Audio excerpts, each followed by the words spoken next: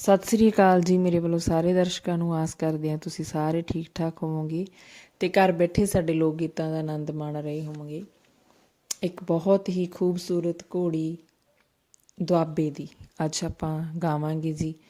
ਤੇ ਵਿਆਹਾਂ ਦਾ ਸੀਜ਼ਨ ਚੱਲ ਰਿਹਾ। ਮੇਰੀਆਂ ਭੈਣਾਂ ਇਸ ਘੋੜੀ ਨੂੰ ਸਿੱਖਿਓ, ਗਾਇਓ। ਬਹੁਤ ਆਸਾਨ ਹੈ ਗਾਉਣੀ ਤੇ ਕੋਸ਼ਿਸ਼ ਕਰਿਓ ਤੁਸੀਂ ਸਾਰੇ ਰਲ ਮਿਲ ਕੇ ਜ਼ਰੂਰ ਗਾਇਓ ਇਸ ਘੋੜੀ ਨੂੰ। ਸੋ ਪੇਸ਼ ਹੈ ਦੁਆਬੇ ਦੀ ਖੂਬਸੂਰਤ ਜੀ ਘੋੜੀ। ਵੀਰਾ ਵੇ ਵਾਜੇ ਨਾਲ ਸਪੀਕਰ ਵੱਜੇ, ਵੀਰਾ ਵੇ ਵਾਜੇ ਨਾਲ ਸਪੀਕਰ ਵੱਜੇ, ਵੀਰਾ ਵੇ ਜੰਝ ਬਾਬੇ ਦੇ ਨਾਲ ਸੋਹਣੀ ਲੱਗੇ, ਵੀਰਾ ਵੇ ਜੰਝ ਬਾਬੇ ਦੇ ਨਾਲ ਸੋਹਣੀ ਲੱਗੇ, ਵੀਰਾ ਵੇ ਦਾਦੀ ਸ਼ਗਨ ਮਨਾਉਂਦੀ ਨਾ ਥੱਕੇ, ਵੀਰਾ ਵੇ ਦਾਦੀ ਸ਼ਗਨ ਮਨਾਉਂਦੀ ਨਾ ਥੱਕੇ, ਵੀਰਾ ਵੇ ਵਾਜੇ ਨਾਲ ਸਪੀਕਰ ਵੱਜੇ, ਵੀਰਾ ਵੇ ਵਾਜੇ ਨਾਲ ਸਪੀਕਰ ਵੱਜੇ, ਵੀਰਾ ਵੇ ਜੰਝ ਬਾਬਲ ਦੇ ਨਾਲ ਦੂਣੀ ਫੱਬੇ, ਵੀਰਾ ਵੇ ਜੰਝ ਬਾਬਲ ਦੇ ਨਾਲ ਦੂਣੀ ਫੱਬੇ,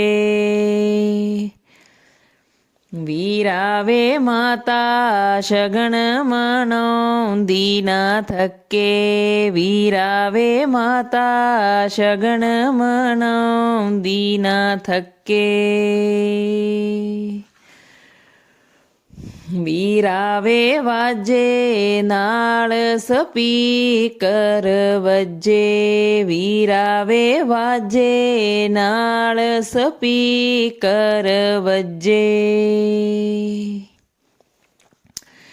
ਵੀਰਾ ਵੇ ਮਾਮੀ ਸ਼ਗਨ ਮਨਾਉਂਦੀ ਨਾ ਥੱਕੇ, ਵੀਰਾ ਵੇ ਮਾਮੀ ਸ਼ਗਨ ਮਨਾਉਂਦੀ ਨਾ ਥੱਕੇ, ਵੀਰਾ ਵੇ ਜੰਝ ਮਾਮੇ ਦੇ ਨਾਲ ਦੂਣੀ ਫੱਬੇ, ਵੀਰਾ ਵੇ ਜੰਝ ਮਾਮੇ ਦੇ ਨਾਲ ਦੂਣੀ ਫੱਬੇ, ਵੀਰਾ ਵੇ ਵਾਜੇ ਨਾਲ ਸਪੀਕਰ ਵੱਜੇ, ਵੀਰਾ ਵੇ ਵਾਜੇ ਨਾਲ ਸਪੀਕਰ ਵੱਜੇ, ਵੀਰਾ ਵੇ ਪਾਬੋ ਸ਼ਗਨ ਮਨਾਉਂਦੀ ਨਾ ਥੱਕੇ, ਵੀਰਾ ਵੇ ਪਾਬੋ ਸ਼ਗਨ ਮਨਾਉਂਦੀ ਨਾ ਥੱਕੇ, ਵੀਰਾ ਵੇ ਜੰਝ ਪਾਈਆਂ ਦੇ ਨਾਲ ਦੂਣੀ ਫੱਬੇ, ਵੀਰਾ ਵੇ ਜੰਝ ਪਾਈਆਂ ਦੇ ਨਾਲ ਦੂਣੀ ਫੱਬੇ, ਵੀਰਾ ਵੇ ਵਾਜੇ ਨਾਲ ਸਪੀਕਰ ਵੱਜੇ, ਵੀਰਾ ਵੇ ਵਾਜੇ ਨਾਲ ਸਪੀਕਰ ਵੱਜੇ,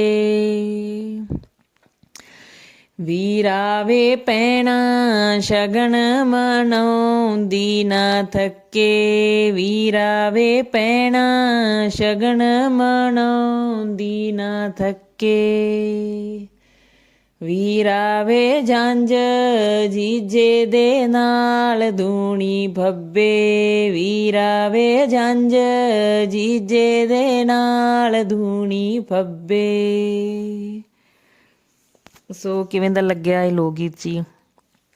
ਗਾਉਂਦੇ ਗਾਉਂਦੇ ਮੈਂ ਮਹਿਸੂਸ ਕਰ ਰਹੀ ਸੀ ਕਿ ਰਿਸ਼ਤਿਆਂ ਨਾਤਿਆਂ ਦੀ ਕਿੰਨੀ ਦੇਣ ਹੈ ਸਾਡੀ ਜ਼ਿੰਦਗੀ ਦੇ ਵਿੱਚ, ਔਰ ਅਸੀਂ ਕਿੰਨੇ ਅਧੂਰੇ ਹਾਂ ਇਹਨਾਂ ਰਿਸ਼ਤਿਆਂ ਨਾਤਿਆਂ ਤੋਂ ਬਿਨਾਂ।